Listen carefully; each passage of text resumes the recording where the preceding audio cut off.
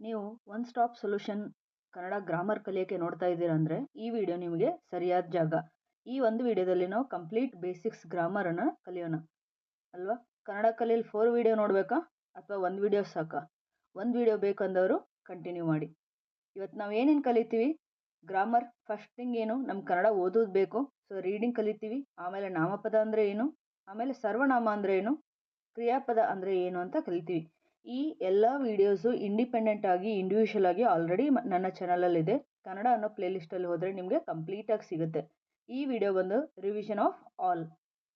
ಶುರು ಮಾಡೋಣವಾ? ಫಸ್ಟು ಏನು, ಓದುವುದಕ್ಕೆ ನಮ್ಗೆ ಫಸ್ಟ್ ಏನು ಬೇಕು? ವರ್ಣಮಾಲೆಗಳು ಬೇಕು. ಅದ್ರ ವಿಡಿಯೋ ಕೂಡ ಕನ್ನಡ ಪ್ಲೇ ಲಿಸ್ಟಲ್ಲಿ ಇದೆ. ಫಸ್ಟು ಅಕ್ಷರಗಳನ್ನು ಓದಬೇಕು. ಅಕ್ಷರ ಸೇರಿದರೆ ಪದ ಆಗುತ್ತೆ. ಪದ ಸೇರಿ ಓದಿದರೆ ಅದು ವಾಕ್ಯ ಆಗುತ್ತೆ. ಉದಾಹರಣೆಗೆ ಇಲ್ಲಿ ರಾಮ ಮನೆಗೆ ಹೋಗುತ್ತಾನೆ ಅನ್ನೋದು ವಾಕ್ಯ ಆದರೆ, ರಾಮ 1 ಮನೆಗೆ 2 ಹೋಗುತ್ತಾನೆ ಅನ್ನೋದು ಪದ ಆಗುತ್ತೆ. ರಾಮದಲ್ಲಿ ರಾ ಮತ್ತು ಮ ಬಂದ್ಬಿಟ್ಟು ಅಕ್ಷರ ಆಗುತ್ತೆ. ರಾ ಮತ್ತು ಮ ಅಕ್ಷರ ಸೇರಿ ರಾಮ ಅನ್ನೋ ಪದ ಆಗುತ್ತೆ. ಅದೇ ಥರ ಮನೆಗೆ ಅನ್ನೋ ಅಕ್ಷರ ಸೇರಿ ಮನೆಗೆ ಅನ್ನೋ ಪದ ಆಗುತ್ತೆ. ಸಿಮಿಲರ್ಲಿ ಹೋಗುತ್ತಾನೆ ಅನ್ನೋದು 4 ಅಕ್ಷರಗಳು ಸೇರಿ ಆಗೋ ಒಂದು ಪದ. ಈ 3 ಪದಗಳು ಸೇರಿ ಒಂದು ವಾಕ್ಯ ಆಗುತ್ತೆ. ಅದು ರಾಮ ಮನೆಗೆ ಹೋಗುತ್ತಾನೆ. ಏನು ಟ್ರಿಕ್ ನಾವು ಇಲ್ಲಿ ಯೂಸ್ ಮಾಡಬೇಕು? ಫಸ್ಟು ಪದಗಳನ್ನ ಬೇರ್ಪಡಿಸ್ಬೇಕು, ಅಂದರೆ ಡಿವೈಡ್ ಮಾಡಬೇಕು. ಇಂಡಿವಿಜುವಲ್ ಪದ ಓದಕ್ಕೆ ಕಲ್ತ್ರೆ ನೀವು ಅದನ್ನು ಸೇರಿಸಿ ಬರೋದನ್ನ ವಾಕ್ಯವನ್ನು ನಿಧಾನವಾಗಿ ಓದಿದರೆ, ಆಮೇಲೆ ಸರಿಯಾಗಿ ಗಟ್ಟಿಯಾಗಿ ನೀವು ಓದಿದರೆ ನಿಮಗೆ ಪೂರ್ಣ ವಾಕ್ಯ ಓದಕ್ಕೆ ಬರುತ್ತೆ ಅಲ್ವಾ. ರೀಡಿಂಗ್ ಗೊತ್ತಾಯಿತು, ಮುಂದೆ ಹೋಗೋಣವಾ?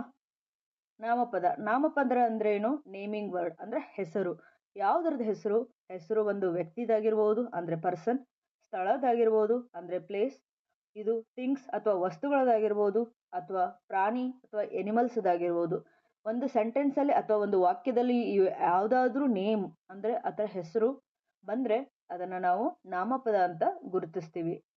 ಎಕ್ಸಾಂಪಲ್, ವ್ಯಕ್ತಿ ನಾಮಪದಕ್ಕೆ ರಾಮ, ಸೀತಾ, ಶಿಕ್ಷಕ. ಅದೇ ಥರ ಸ್ಥಳ ನಾಮಪದಕ್ಕೆ ಮನೆ, ಶಾಲೆ, ಬೆಂಗಳೂರು, ಯಾವುದಾದ್ರೂ ಸ್ಥಳ ಆಗಿರ್ಬೋದು. ವಸ್ತು ನಾಮಪದಕ್ಕೆ ಪುಸ್ತಕ, ಮೇಜು, pen.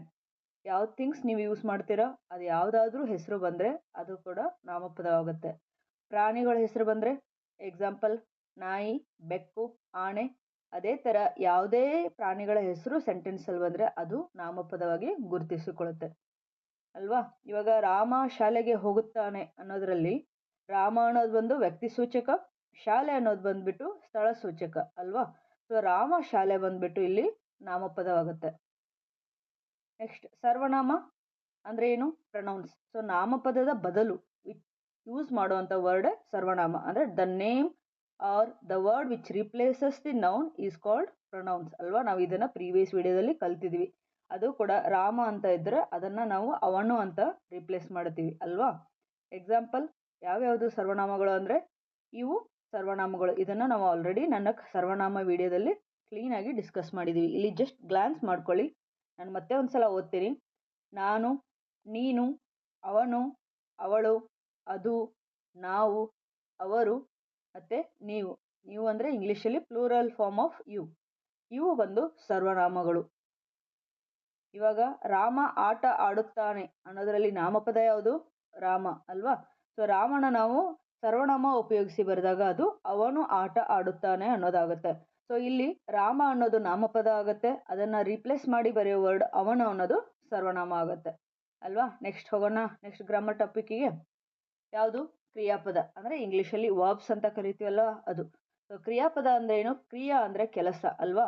The word which represent the actions of something ಅಂದರೆ ಯಾವುದಾದ್ರೂ ಆ್ಯಕ್ಷನ್ ಅಥವಾ ಕೆಲಸದ ಬಗ್ಗೆ ಅದು ಪದ ಸೂಚಿಸ್ತಾ ಇದ್ದರೆ ಅದನ್ನು ನಾವು ಕ್ರಿಯಾಪದ ಅಂತ ಗುರುತಿಸ್ತೀವಿ.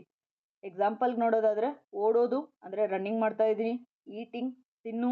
ಅದೇ ಥರ ಕುಡಿಯೋದು ಅಂದರೆ ಡ್ರಿಂಕಿಂಗ್ ವಾಟರ್ ಅಂತ ಹೇಳ್ತೀವಲ್ವಾ, ನೀರು ಕುಡಿತಾ ಇದ್ದೀನಿ ನಾನು. ಸೊ ಆ್ಯಕ್ಷನ್ ಆಗ್ತಾ ಇರೋದು ಕುಡಿ. ಸೊ ಇವೆಲ್ಲ ಒಂದು ಕ್ರಿಯಾಪದ. ಇವಾಗ ಎಕ್ಸಾಂಪಲಲ್ಲಿ ನೋಡೋದಾದರೆ ರಾಮ ಓಡುತ್ತಾನೆ. ರಾಮ ಏನು? ನಾಮಪದ. ಅವನು ಏನು ಮಾಡ್ತಾ ಇದ್ದಾನೆ ಅಂತ ಕೇಳಿದರೆ ಅವನು ಓಡ್ತಾ ಇದ್ದಾನೆ ಅಲ್ವಾ. ಸೊ ಅದು ಬಂದ್ಬಿಟ್ಟು ಇಲ್ಲಿ ಕ್ರಿಯಾಪದ ಆಗುತ್ತೆ. ರಿವಿಷನ್ ಮಾಡೋಣವಾ ಒಂದೇ ಸೆಂಟೆನ್ಸಲ್ಲಿ ಎಲ್ಲ ಟಾಪಿಕನ್ನು. ರಾಮ ಮನೆಗೆ ಹೋಗುತ್ತಾನೆ ಇದು ರೀಡಿಂಗ್ ಆದರೆ, ರಾಮ ಅನ್ನೋದು ಮತ್ತು ಮನೆ ಅನ್ನೋದು ಇಲ್ಲಿ ನಾಮಪದವಾಗುತ್ತೆ. ಸರ್ವನಾಮ ರಾಮನ ಬದಲು ಬರಬೇಕು. ಸೊ ನಾವು ಈ ಸೆಂಟೆನ್ಸನ್ನು ಸರ್ವನಾಮ ರೀಪ್ಲೇಸ್ ಮಾಡಿ ಬರೆಯೋದಾದ್ರೆ ಏನಾಗುತ್ತೆ, ಅವನು ಮನೆಗೆ ಹೋಗುತ್ತಾನೆ ಅಂತ ಆಗುತ್ತಲ್ವಾ. ಸೊ ಸರ್ವನಾಮ ಬಂದ್ಬಿಟ್ಟು ರಾಮಂಗೆ ಅವನು. ಅದೇ ತರ ಏನ್ ಮಾಡ್ತಾ ಇದ್ದಾನೆ ಅವನು, ರಾಮ ಹೋಗ್ತಾ ಇದ್ದಾನೆ. ಸೊ ಅವ್ರ ಆಕ್ಷನ್ ಏನಿದೆ ಇಲ್ಲಿ, ಹೋಗುತ್ತಾ ಇದ್ದಾನೆ ಅಲ್ವಾ, ಅದು ಬಂದು ಇಲ್ಲಿ ನಮ್ಗೆ ಕ್ರಿಯಾಪದವಾಗುತ್ತೆ. ಅದೇ ತರ ಇಲ್ಲಿ ಇನ್ನೊಂದು ಸೆಂಟೆನ್ಸ್ ಕನ್ಸಿಡರ್ ಮಾಡೋಣ.